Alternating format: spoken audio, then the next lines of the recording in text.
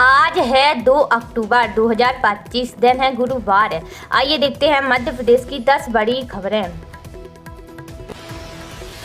केंद्रीय कर्मचारियों का महंगाई भत्ता 3% बढ़ा। आपको बता दें, केंद्र ने दीपावली और दशहरा से पहले केंद्रीय कर्मचारियों के महंगाई भत्ते में 3% की बढ़ोतरी कर दी है। यह इजाफा 1 जुलाई से लागू होगा। कर्मचारियों को 3 महीने का एडीआर मिलेगा। यह फैसला बुधवार को पीएम मोदी की अध्यक्षता में हुई कैबिनेट मीटिंग में लिया गया है। अब कर्मचारियों का महंगाई भत्ता 55% से बढ़कर 58% हो जाएगा। इसका लाभ 49,20,000 केंद्रीय कर्मचारियों और 68,70,000 पेंशनर्स को मिलेगा। इससे केंद्र सरकार के खजाने पर 10,084 करोड़ रुपए का भार आएगा। 57 नए केंद्रीय विद्यालयों की मंजूरी। कैबिनेट बैठक में 57 नए केंद्रीय विद्यालयों को मंजूरी दी गई है। इसमें से 7 गृह मंत्रालय के अंतर्गत आएंगे। वहीं 50 विद्यालयों को राज्य सरकार संभालेगी। इनमें से 20 स्कूल उन जिलों में खोले जाएंगे जहां पहले से कोई केंद्रीय विद्यालय नहीं है। दालों में आत्मनिर्भर बनने की योजना। दालों के मामलों में आत्मनिर्भर बनाने के लिए 11,440 करोड़ रुपए की योजना का ऐलान 6 साल में पूरी तरह लागू होगा। पीएम आशा गारंटी योजना के तहत एमएसपी दालों की सरकारी खरीद के लिए लिमिट को 45,000 करोड़ से बढ़ाकर 60,000 करोड़ रुपए किया गया है। गेहूं का एमएसपी 160 रुपये प्रति क्विंटल बढ़ाया गया। 2026-27 के लिए गेहूं के न्यूनतम समर्थन मूल्य में 6.59% की वृद्धि हुई है। 2,585 रुपये प्रति क्विंटल किया गया है। पिछले साल 2025-26 के लिए गेहूं का एमएसपी 2,425 रुपये प्रति क्विंटल तय किया गया था। सरकार ने फसल वर्ष 2025-26 के लिए 11 करोड़ 90 लाख टन का रिकॉर्ड गेहूं उत्पादन लक्ष्य रखा है। एमपी में अगले 4 दिन बारिश का अलर्ट। आपको बता दें, मानसून की विदाई के बीच मध्य प्रदेश में अगले 4 दिन हल्की बारिश होने का अनुमान है। दशहरे के दिन भी बारिश का अलर्ट है। हालांकि बुधवार को भोपाल में सुबह से धूप खिली है। वहीं अब तक 12 जिलों से मानसून की विदाई हो चुकी है। 10 अक्टूबर तक पूरे प्रदेश से मानसून लौटा जाएगा। इस बार सितंबर में भी बारिश का कोटा पूरा हो गया है। औसत 45.2 इंच पानी गिरा, जो सामान्य बारिश 37.3 इंच के मुकाबले 7.8 इंच अधिक है। अब बात अक्टूबर महीने की। मौसम विभाग के अनुसार मध्य प्रदेश में अक्टूबर में बारिश, गर्मी और ठंड का ट्रेंड रहा है। इस बार भी ऐसा ही मौसम रहेगा। ग्वालियर में पारा रिकॉर्ड 39 डिग्री तक पहुंच चुका है। तो भोपाल, इंदौर, उज्जैन, जबलपुर में गुलाबी ठंड की दस्तक के साथ बारिश भी हुई है। 1 अक्टूबर से कई बड़े बदलाव हुए। आपको बता दें, आज 1 अक्टूबर से कई बड़े बदलाव हो रहे हैं। इसमें जनरल रिजर्वेशन टिकट की ऑनलाइन बुकिंग के लिए आधार वेरिफिकेशन जरूरी होने से लेकर एनपीएस के नियमों में बदलाव शामिल है। इसके अलावा पेट्रोलियम कंपनियों ने 19 किलो वाले कॉमर्शियल गैस सिलेंडर के दाम 16 रुपये 50 पैसे तक बढ़ा दिए हैं। दिल्ली में इसकी कीमत बढ़कर 1,595 रुपये 50 पैसे हो गई है। जनरल रिजर्वेशन के लिए आधार जरूरी। आपको बता दें, जनरल रिजर्वेशन टिकट की ऑनलाइन बुकिंग के लिए आधार वेरिफिकेशन जरूरी होगा। हालांकि ये केवल IRCTC की वेबसाइट या ऐप पर जनरल रिजर्वेशन खुलने के पहले 15 मिनट में टिकट बुक करने के लिए जरूरी होगा। 15 मिनट के बाद बिना आधार वेरिफिकेशन के भी टिकट बुक हो सकेंगे। ये नया बदलाव आम यात्रियों के फायदे के लिए लाया गया है। इससे टिकटों की कालाबाजारी रुकेगी। यूपीआई से पैसे मांगने की रिक्वेस्ट नहीं भेज सकेंगे। आपको बता दें, national payment corporation of India NPCI ने 1 अक्टूबर 2025 से यूपीआई में peer to peer collect request को पूरी तरह बंद करने का निर्देश दिया है। इसका मतलब है कि अब कोई व्यक्ति किसी दूसरे व्यक्ति से यूपीआई के जरिए पैसे मांगने की रिक्वेस्ट नहीं भेज सकेगा। स्पीड पोस्ट सर्विस महंगी।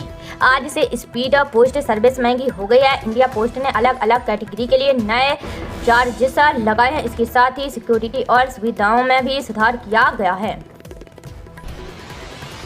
समर्थन मूल्य पर धान, ज्वार एवं बाजरा उपार्जन हेतु पंजीयन 10 अक्टूबर तक। आपको बता दें, खरीफ विपणन वर्ष 2025-26 में समर्थन मूल्य पर धान, ज्वार एवं बाजरा उपार्जन के लिए किसान पंजीयन प्रक्रिया का निर्धारण कर दिया गया है। किसान 10 अक्टूबर तक पंजीयन करा सकते हैं। पंजीयन 15 सितंबर से शुरू हो चुका है।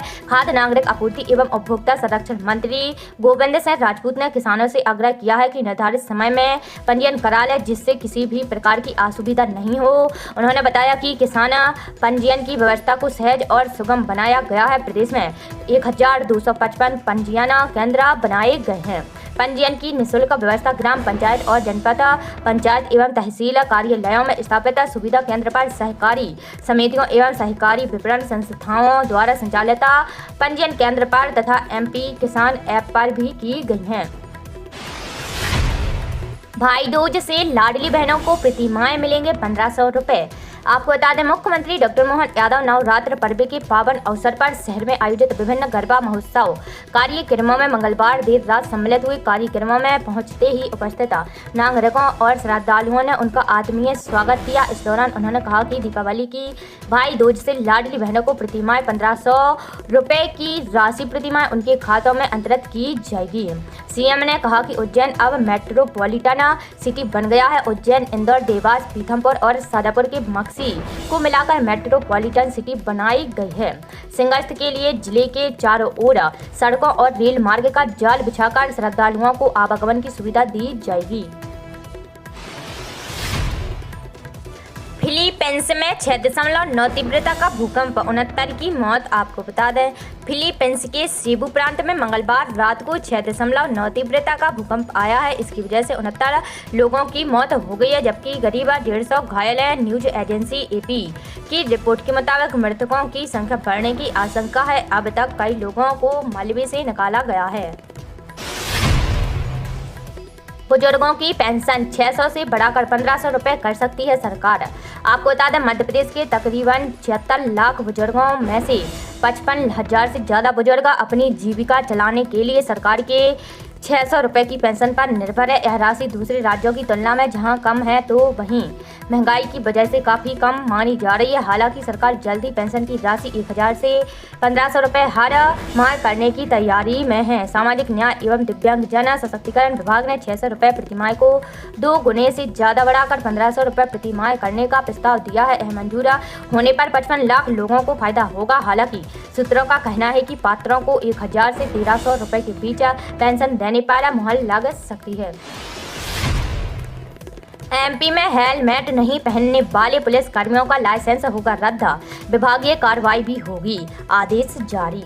आपको बता दें, हेलमेट नहीं पहनने पर आम लोगों का चालान बनाने वाली पुलिस पर भी यह व्यवस्था सख्ती से लागू की जाएगी। हर पुलिस कर्मी को अनिवार्य रूप से हेलमेट पहनना होगा।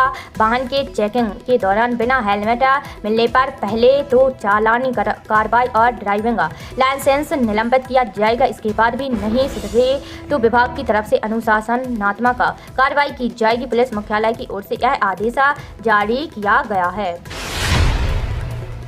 रजिस्ट्रेशन, लर्निंग लाइसेंस जैसी 51 सेवाएं अब घर पर। आपको बता दें, मध्य प्रदेश परिवहन विभाग ने अब 31 नई सेवाओं को भी फेसलेस कर दिया है। यानी अब कुल 51 सेवाओं का लाभ लोग घर बैठे ही ऑनलाइन उठा सकेंगे। इसमें लर्निंग लाइसेंस जारी करना, ड्राइविंग लाइसेंस का नवीनीकरण, वाहन रजिस्ट्रेशन, वाहन का ट्रांसफर जैसी प्रमुख सेवाएं शामिल हैं। अब आवेदक को लोकल RTO दफ्तर जाने की जरूरत नहीं होगी। ऑनलाइन प्रक्रिया में आवेदक के रजिस्टर्ड मोबाइल नंबर पर OTP आएगा, जिससे दलाल या किसी अधिकारी का हस्तक्षेप नहीं हो सकेगा। नई सुविधाओं के शुभारंभ के लिए भोपाल के कोकता क्षेत्रीय परिवहन कार्यालय में कार्यक्रम हुआ। इसमें परिवहन मंत्री उदय प्रताप सिंह ने कहा कि अगले 1-2 साल में RTO दफ्तरों को पासपोर्ट ऑफिस जैसा बनाएंगे। मुख्यमंत्री ने वन विहार राष्ट्रीय उद्यान में किया राज्य स्तरीय वन्य जीव सप्ताह 2025 का शुभारंभ। आपको बता दें, मुख्यमंत्री डॉक्टर यादव बुधवार को वन विहार राष्ट्रीय उद्यान में राज्य स्तरीय वन्य जीव सप्ताह 2025 का शुभारंभ कर संबोधित कर रहे थे। मुख्यमंत्री डॉक्टर यादव ने सतपुड़ा टाइगर रिजर्व के पर्यटक वाहन सफारी और वन विहार के 40 से अधिक पर्यटक वाहन का लोकार्पण किया। साथ ही कार्यक्रम स्थल में भारत के वन्य जीव, उनका रहवास एवं आपसी संचार विषय पर केंद्रित फोटो प्रदर्शनी का अवलोकन भी किया है। मुख्यमंत्री ने वन और वन्य जीवों के प्रति जन जागरूकता प्रसार में योगदान देने वाले 9 शासकीय अधिकारी कर्मचारियों एवं एक वन्य प्राणी रेस्क्यू दल को वन्य जीव संरक्षण पुरस्कार भी प्रदान किए हैं।